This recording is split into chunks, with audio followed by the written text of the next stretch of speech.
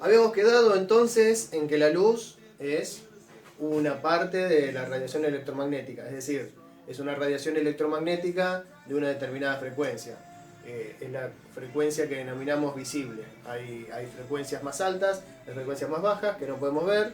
Las frecuencias más bajas se llaman infrarrojas, las más altas ultravioletas. Y habíamos dicho que la velocidad de la luz en el vacío era una constante universal que valía más o menos 300.000 kilómetros sobre segundo y era la máxima velocidad que se podía alcanzar. Ningún objeto puede alcanzar esa velocidad. Sin embargo, la luz en algún medio, por ejemplo en agua o en medio transparente tiene que ser, ¿no? O en acrílico o en vidrio, puede viajar a través de ese medio, pero su velocidad es un poco menor que la velocidad en el vacío.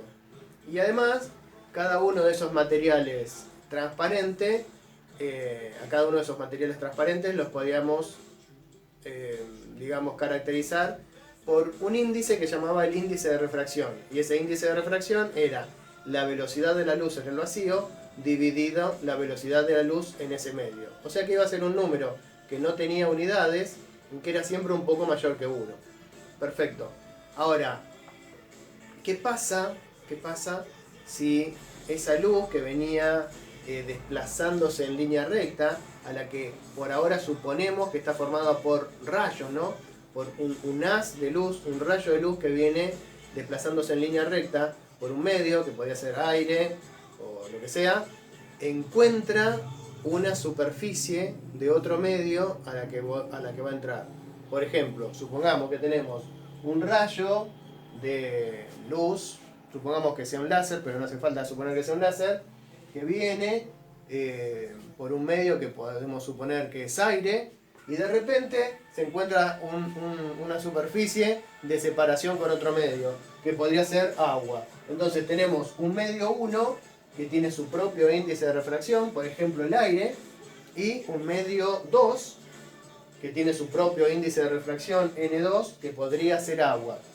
Esto podría ser, en lugar de ser aire, podría ser, qué sé yo, argón o algún otro gas, o podría ser vidrio o lo que sea.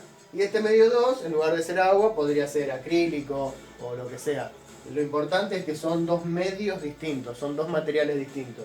Entonces, supongamos que acá teníamos un rayo láser, ¿no? Y lo que hacemos es enviar un rayo luminoso, un haz luminoso. ¿Y qué va a pasar? Bueno, lo que se observa es que una parte se refleja y otra parte se transmite al segundo medio. Una cosa importante que se comprobó haciendo experimentos es que este rayo, que es el rayo incidente, ¿no? El rayo que está llegando, el rayo que incide, el rayo incidente, el rayo reflejado, que se queda en el mismo medio, ¿no? Por ejemplo, si era aire, viene, se refleja y se queda en aire. Y el rayo transmitido, los tres rayos quedan en un mismo plano. ¿Está bien?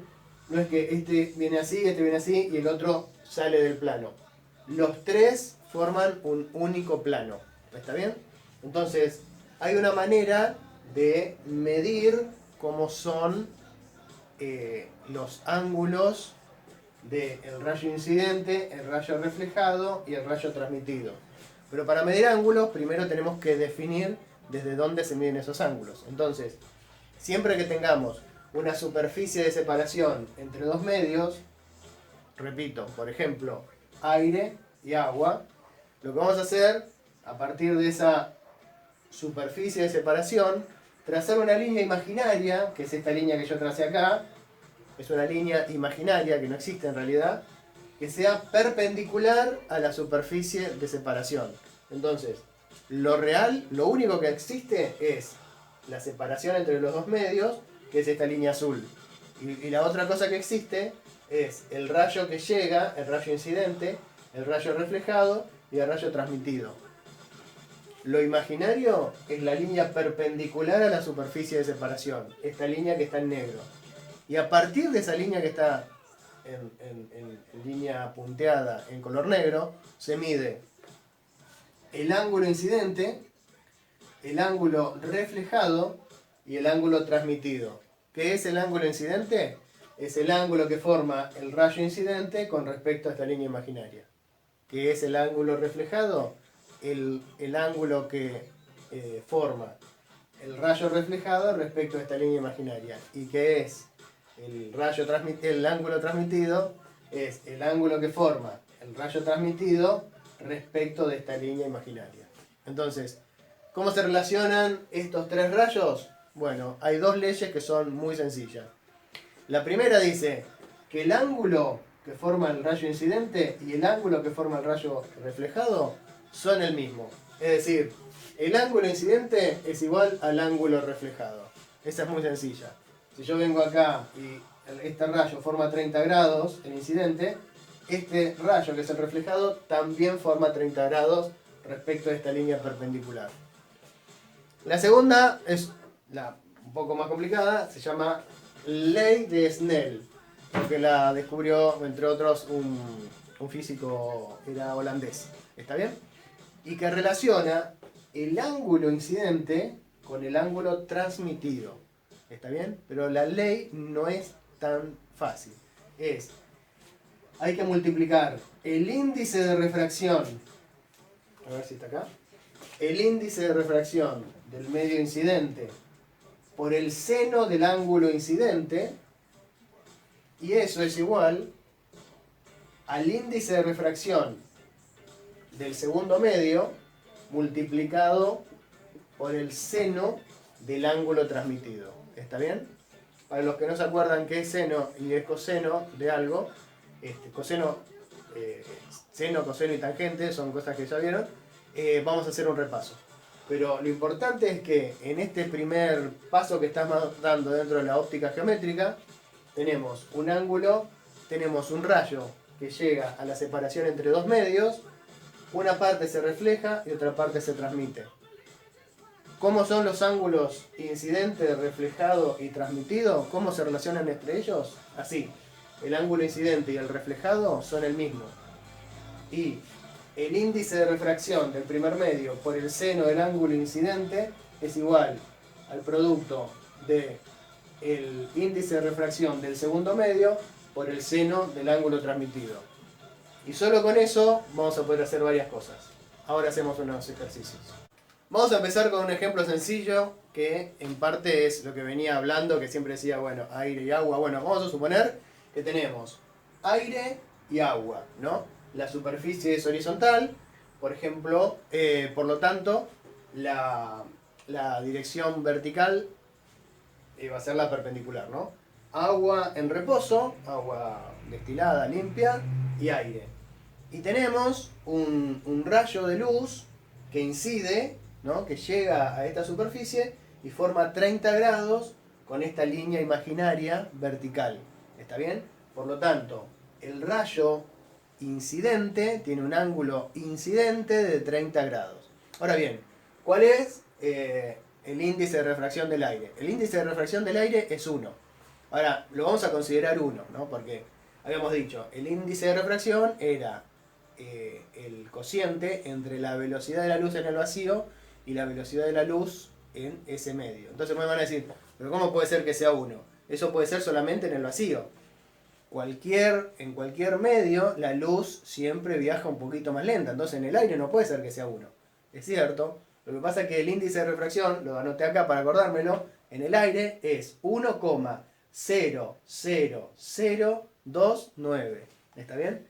O sea, la velocidad de la luz en el aire es casi la velocidad de la luz en el vacío. Pero en lugar de poner 1,00029, directamente lo redondeamos y decimos que el índice de refracción de la luz en el aire es 1. ¿Está bien? Es una aproximación. Es una buena aproximación, ¿no? Porque 1,00029, bueno, es casi 1. Entonces lo tomamos como 1. Y el índice de refracción del agua es 1,33, ¿no? En el agua la luz va un poco, ya se nota que va más lento. ¿Ok? Entonces, ¿cómo calculamos el ángulo reflejado y el ángulo transmitido? ¿Está bien? El ángulo incidente es 30 grados, esto es aire y esto es agua. Hay uno que es facilísimo. Si el ángulo incidente es 30 grados, el ángulo reflejado también es 30 grados. Eso no hay que hacer ninguna cuenta. No depende de si es aire y agua, de si es vidrio y acrílico, no depende de nada. El ángulo incidente es igual al ángulo reflejado. Chao, no hay que hacer cuenta ni nada. Un poco más complicado es cómo calcular el ángulo transmitido. Tenemos que usar la ley de Snell y tenemos que acordarnos de ciertas cositas de matemática y de cómo usar la calculadora. Por empezar, escribimos las leyes de Snell reemplazando los datos que tenemos. El índice de refracción de este medio es 1, porque es aire. El seno del ángulo incidente es 30 grados, o sea que nos queda 1 multiplicado por el seno de 30 grados. Y eso tiene que ser igual a el producto de el índice de refracción del segundo medio, que es 1,33, por el seno del ángulo transmitido. El problema es que nuestra incógnita es el ángulo transmitido. Entonces, ¿cómo se despeja eso? No es tan fácil. Primero tenemos que calcular el seno de 30. ¿Cómo se calculaba el seno de algo? Y voy a la calculadora. Hay una tecla que dice seno. En realidad dice sin, porque es seno en inglés. Entonces aprieto sin y después el ángulo. Sin 30, sin 30 igual. Y eso me da 0,5. Si no les da 0,5 es porque tienen la calculadora mal seteada. Entonces fíjense la marca de su calculadora. La buscan en internet, cómo se setea para volver a medir ángulos en esta nomenclatura que es sexagesimal. Bueno, la cuestión es que el seno de 30 grados es 0,5. 1 por 0,5 es 0,5. Entonces acá me quedó 0,5 igual a 1,33 por el seno del ángulo transmitido. Este 1,33 que está multiplicando pasa dividiendo. O sea que me quedó 0,5 dividido 1,33 igual al seno del ángulo transmitido. Y acá está el problema, porque yo sabía que lo que está multiplicando pasa dividiendo, lo que está dividiendo pasa multiplicando, lo que está sumando pasa restando, lo que está restando pasa sumando, pero acá tengo la función seno. Entonces, la función seno pasa para el otro lado, como suele decirse comúnmente, como la inversa de la función seno, ¿no? Entonces, si yo tengo 0,5 dividido 1,33, que es 0,3759, y del otro lado tengo seno del ángulo transmitido, el seno pasa como la función inversa del seno. Eso se escribe como seno a la menos 1, ¿está bien? Es una manera de escribir la inversa de una función. Entonces me quedó que el ángulo transmitido es igual a la inversa del seno de este número que es 0,3759. ¿Cómo se calcula la inversa del seno? A veces le dicen a la inversa del seno, le dicen el arcoseno, ¿está bien? Es la inversa del seno. En la calculadora tienen una tecla que es Shift y le ponemos a la función seno y eso es lo que te permite acceder a la función inversa del seno. Shift, seno. Y ahora escribimos 0,3759 y eso nos da el ángulo transmitido que es 22,08. Estoy 22,0799, o sea, redondeé a 22,08. Entonces, el ángulo transmitido es 22,08. Hay algo importante que hay que marcar acá, es que el ángulo incidente era 30 grados y el ángulo transmitido 22,08. Como ven, el ángulo transmitido es menor que el ángulo incidente.